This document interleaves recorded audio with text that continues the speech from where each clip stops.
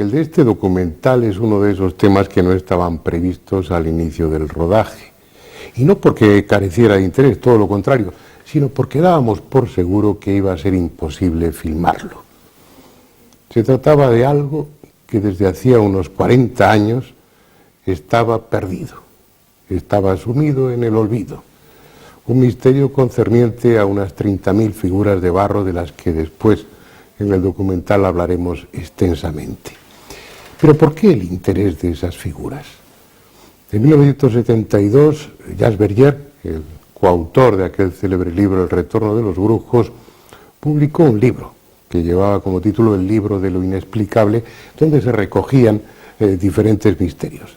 El primer capítulo, firmado por Ronald Wilson, se refería a las figuras de Acámbaro. Unas extrañas figuras, toscas figuras realizadas en barro, cuyo misterio, insisto, descubriremos después en el documental.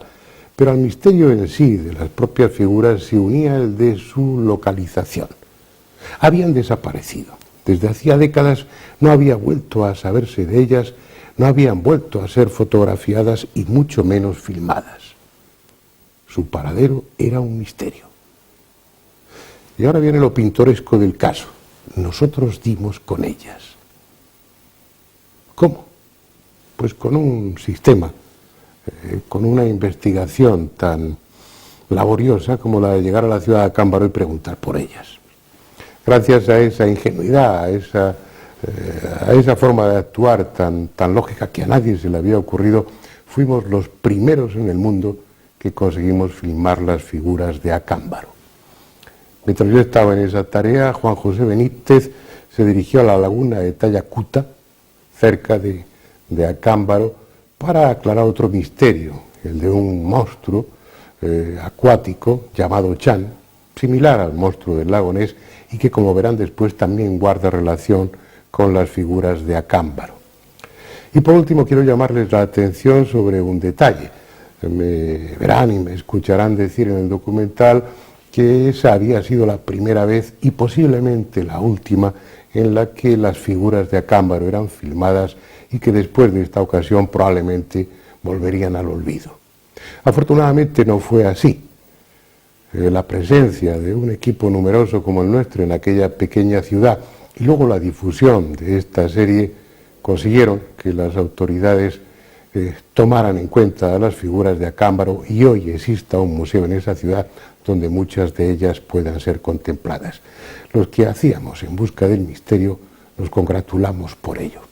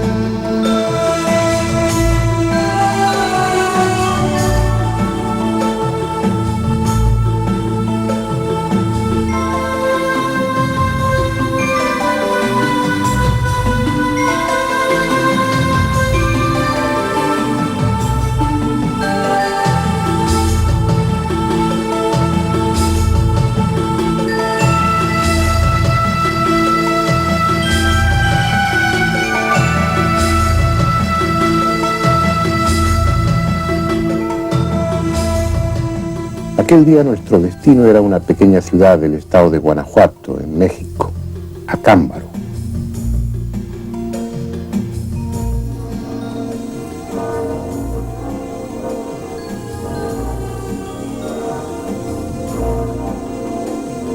Por entonces iba a celebrar el 179 aniversario de la elección de Miguel Hidalgo como generalísimo de las fuerzas insurgentes de México.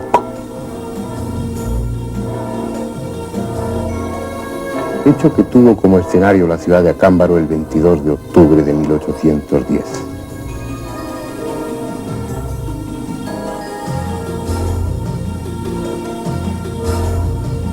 Pero nosotros estábamos allí atraídos por una historia muy diferente. La historia de una fascinación, la que ejercieron unas figurillas de barro sobre un hombre, Valdemar Jules Riut, un comerciante de Acámbaro. Fue en julio de 1945 cuando un albañil, Odilon Tinajero, le ofreció las primeras figurillas procedentes de este cerro, el Cerro del Toro. Y lo que había en esas figurillas era tan insólito, tan fantástico, que Valdemar dedicó su vida a almacenar cuantas pudieron ofrecerle. En 7 años, entre 1945 y 1952, acumuló 37.000. Llenó su casa literalmente con las estatuillas, estanterías, muebles, rincones, pero ya no están. Valdemar murió y su casa cambió de dueño, está cerrada. Esas figurillas están almacenadas en un local de la municipalidad. No saben qué hacer con ellas. Están envueltas en papeles de periódicos y encerradas en cajas. Y no saben qué hacer con ellas porque el dictamen de los arqueólogos oficiales es que son falsas. Aunque lo cierto es que la mayoría de ellos no se han molestado en venir aquí para comprobarlo. Nosotros sí, vamos a verlas.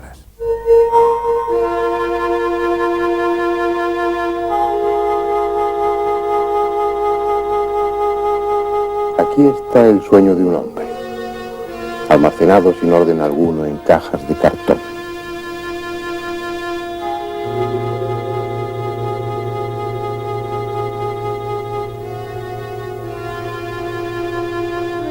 Estas son las míticas figuras de Acámbaro, rotas ya muchas de ellas, desintegrándose lentamente en cajas de pescado, sin más protección que la que quiera depararles la providencia, como un desecho inservible, cuando tal vez constituyen uno de los misterios más apasionantes del pasado.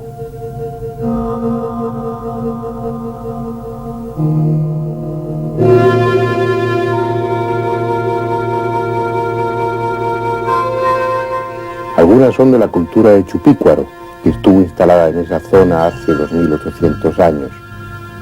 Otras son toscas imitaciones, burdas piezas falsificadas, pero muchas son la más fantástica galería de animales fabulosos que pueda imaginarse.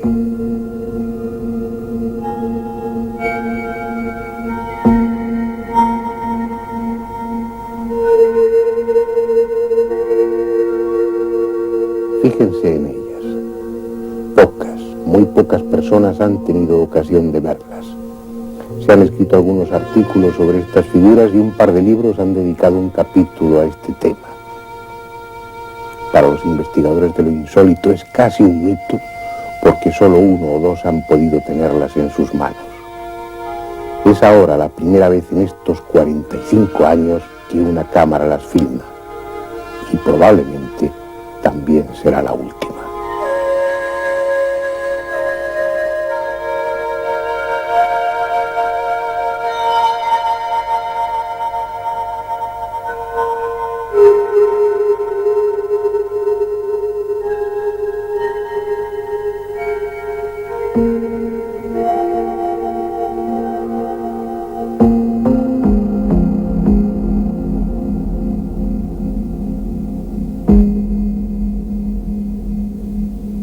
Y es posible que no haya otra oportunidad de filmarlas, ni siquiera de fotografiarlas, porque las figuras de Acámbaro se han convertido en algo incómodo que conviene tener oculto. Los arqueólogos institucionales niegan su autenticidad.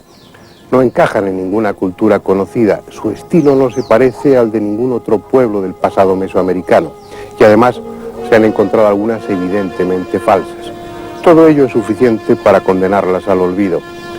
Sin embargo, los investigadores especializados en lo aparentemente inexplicable se han sentido atraídos por ese tema y no se conforman con esa conspiración de silencio oficial. Lo primero que habría que dilucidar es si, salvo las falsas, las estatuillas son obra de artesanos actuales o son antiguas.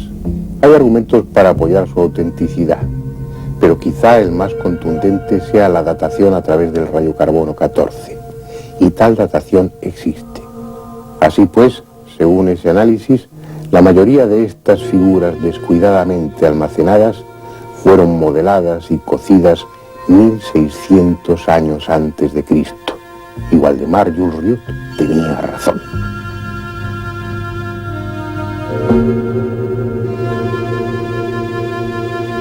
Probablemente se equivocó en otras cosas. Él atribuía su origen a la civilización atlante y las suponía mucho más antiguas. Tal suposición se basaba en que esas toscas figurillas de barro habían sido encontradas en un espacio muy reducido. Además de sus 37.000 hay otras 10 o 15.000 en Estados Unidos, y todas almacenadas en el Cerro del Toro, como si alguien del pasado hubiera querido dejar un testimonio para la posteridad. Pero la otra cuestión, tal vez la más enigmática, es qué representan. Algunas recuerdan animales del Mesozoico, como esta, que es similar a un dimetrodonte. Pero la mayoría más parecen fruto de un delirio que la representación de animales extinguidos. Muchos son anatómicamente imposibles, absurdamente desproporcionados, como si quienes los modelaron hubieran querido jugar a ser dioses creadores de una fauna monstruosa y disparatada. Quizás son la plasmación de sus terrores, la materialización en barro de los seres que poblaban su infierno. Quién sabe si el fruto de artesanos que en sesiones colectivas alucinaban bajo el efecto del peyote o de otro alucinógeno.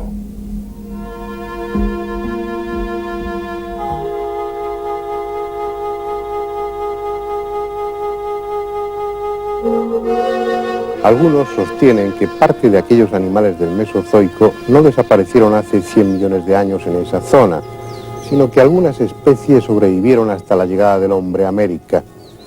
Y este impresionante recuerdo fue transmitido de generación en generación, como el testimonio oral de una época en la que la Tierra estuvo habitada por gigantescas y monstruosas criaturas. Cualquier hipótesis, por disparatada que parezca, es menos atrevida que las figuras mismas, sólidas, tangibles y sin sentido para los hombres de ahora, pero lógicas en su momento. Nadie, por antiguo o loco que sea, modelaría 50 o 60.000 figuras para gastar una broma a los que 3.600 años después las iban a desenterrar. Ahí están. Ahí quedan las figuras de Acámbaro, filmadas al menos una vez antes de que se desintegren y con ellas se fragmente también su misterio para sumirse después en el olvido. Un misterio que posiblemente se resuelva cualquier día, porque bastaría con encontrar en aquella zona de México uno de esos animales del Mesozoico supuestamente extinguidos para deducir que quienes modelaron las figurillas de Acámbaro lo hicieron basándose en la realidad, aunque su imaginación o su temor les llevara a deformarlos y resaltar su aspecto monstruoso.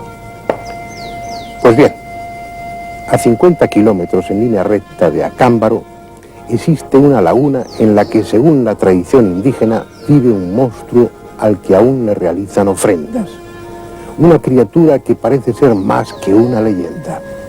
Por eso, mientras parte del equipo dedicaba su atención a Acámbaro, Juan José Benítez salió de Ciudad de México con dirección al Valle de Santiago para investigar la posible existencia de ese pariente del monstruo del lago Ness.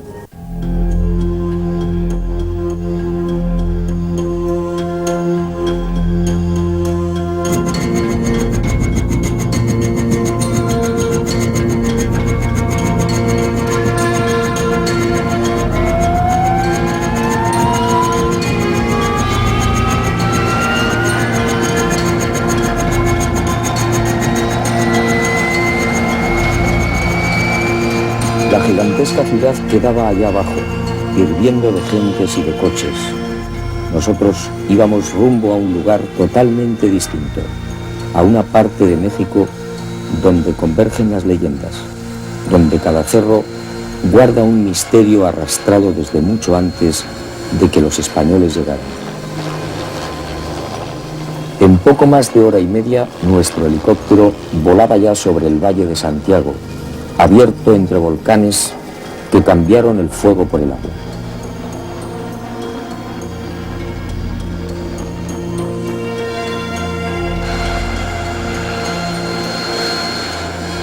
La ciudad, que tomó el mismo nombre de Valle de Santiago, también en el estado de Guanajuato, como la cercana Acámbaro, parece descansar a la acogedora sombra de uno de esos volcanes dormidos, cuyo cráter se transformó en laguna.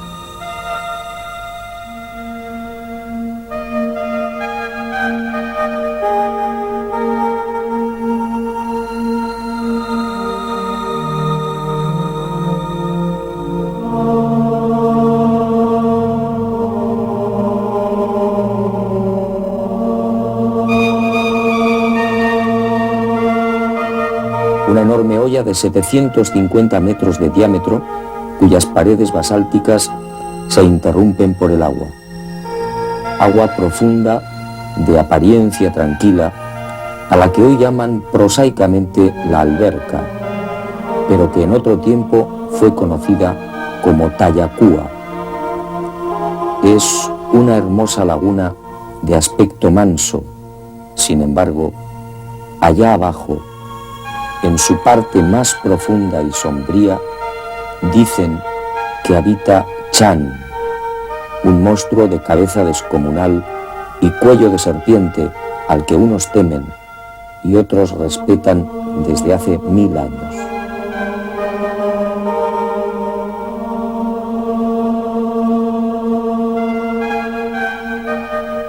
Por extraño que parezca, bajo las aguas de este lago cráter mora una extraña criatura cuya antigüedad no es completamente conocida, pero de la cual tenemos testimonios toltecas y mayas de 1000 años a la fecha. Bajo el agua adopta la forma de una serpiente monstruosa y aquí permanece de septiembre a mayo. En mayo se transfigura para convertirse en una serpiente de viento que ha de traer las nubes sobre las sementeras del maíz que constituye nuestro sustento, que constituye nuestra carne. Y así, el día 26 de septiembre, cuando el Chan regresa a esta alberca a guardar el agua que ha de servir como reservorio para la próxima temporada de lluvias, la gente agradecida viene a ofrendar al Chan las primeras semillas del maíz tierno, los elotes, los tamales, en testimonio de su grandeza y de su compasión para con el pueblo, porque le ha dado el agua.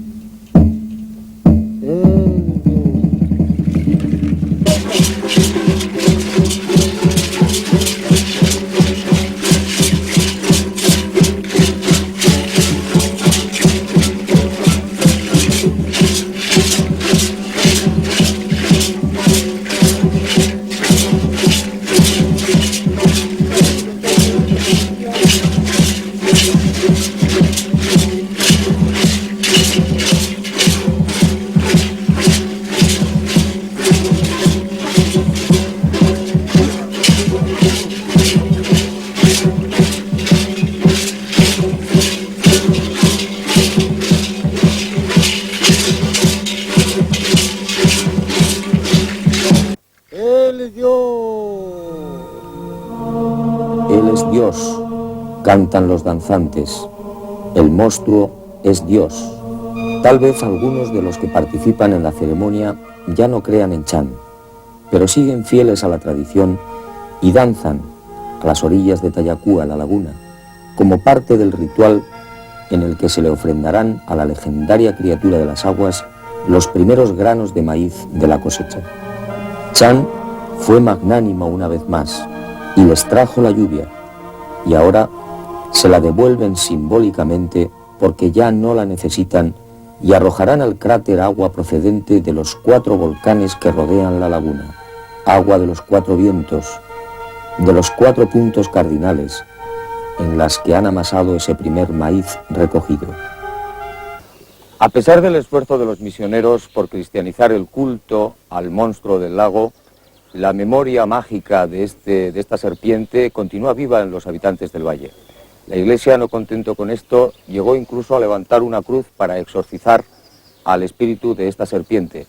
Sin embargo, los habitantes de esta comarca siguen celebrando esta festividad.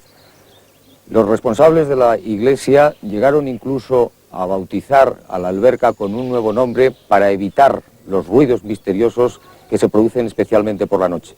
No contento con esto, realizaron una nueva ceremonia simbólica casando en matrimonio a la alberca con el cerro de Culiacán, situado a unos 8 kilómetros de aquí. Un cerro que al parecer responde a las tronadas y a los ruidos que se producen en el fondo de estas aguas.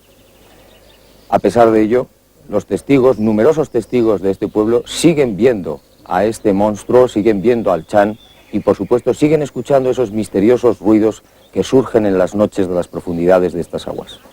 Pues yo lo que vi aquí que me pareció extraño fue que de ahí del centro nacen unas olas extrañas que rompen aquí en la orilla de la laguna.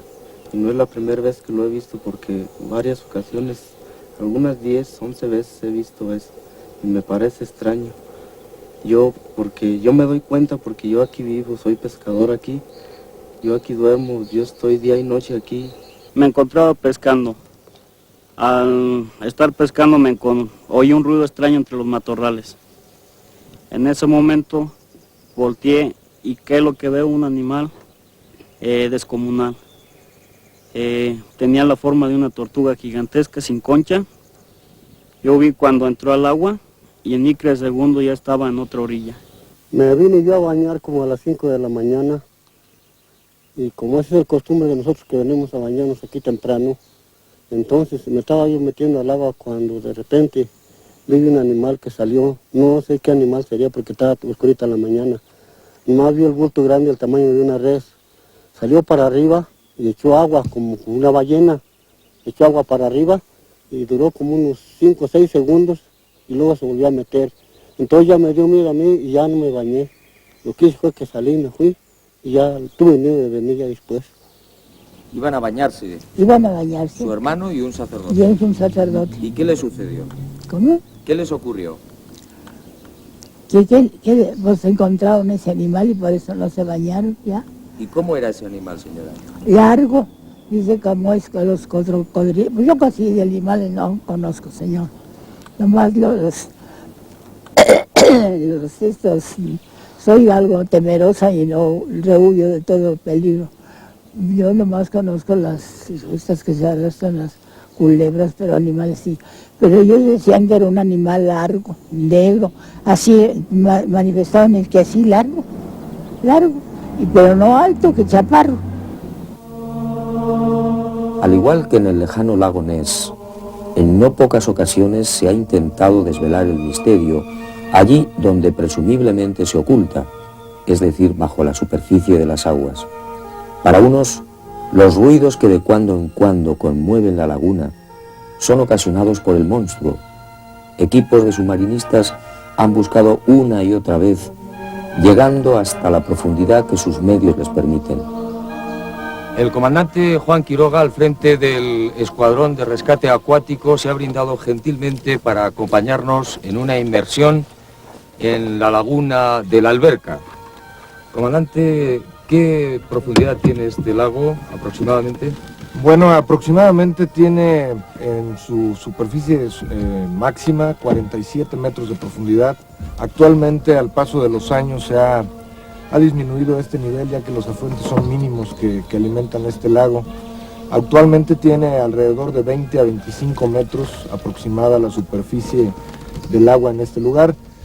La parte inferior del cráter es cóncavo, tiene una superficie cóncava.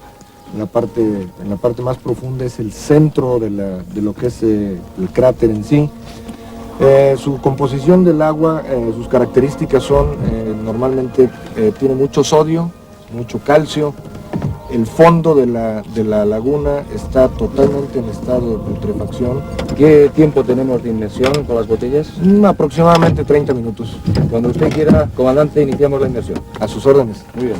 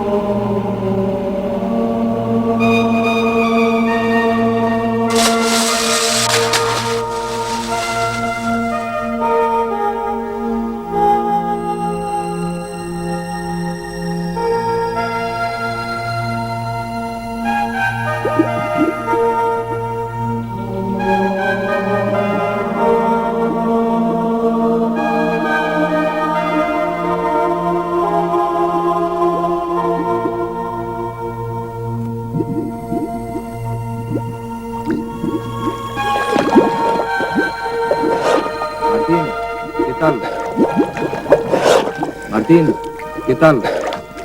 Está muy peligroso aquí abajo. Todavía a los 5 metros hay un poco de visibilidad. Ya a partir de ellos ya está muy lodoso, hay mucho fango acá abajo. Se nos dificulta mucho para respirar nosotros con los reguladores, se nos tapan. Hay muchos cambios de temperatura acá abajo, corrientes también. ¿Hay corrientes? Hay corrientes de agua. A veces llega una agua caliente, una muy fría. Abajo sí está demasiado fría el agua. ¿Es peligroso? Es muy peligroso para nosotros. ¿Hay posibilidad, Martín, de que exista ahí algún animal? Pues posiblemente hay algún animal por ahí.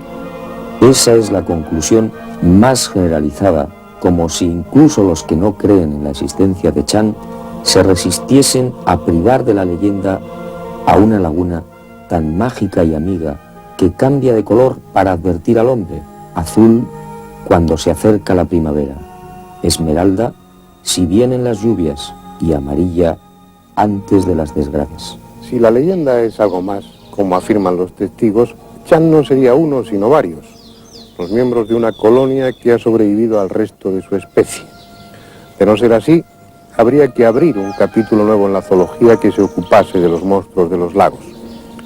Sea como fuere, las figurillas de Acámbaro y la leyenda de Chan parecen caminar en una misma dirección, aquella que señala la existencia de monstruosas criaturas en esa zona del mundo, ya sean tangibles o fruto de una memoria colectiva cuya raíz ignoramos. Es posible que la respuesta esté en el fondo de Tayacúa, la profunda laguna a la que volveremos, aunque se niegue a descubrir su secreto, porque es parte de un sistema de volcanes en torno a los que giran misterios aún más desconcertantes.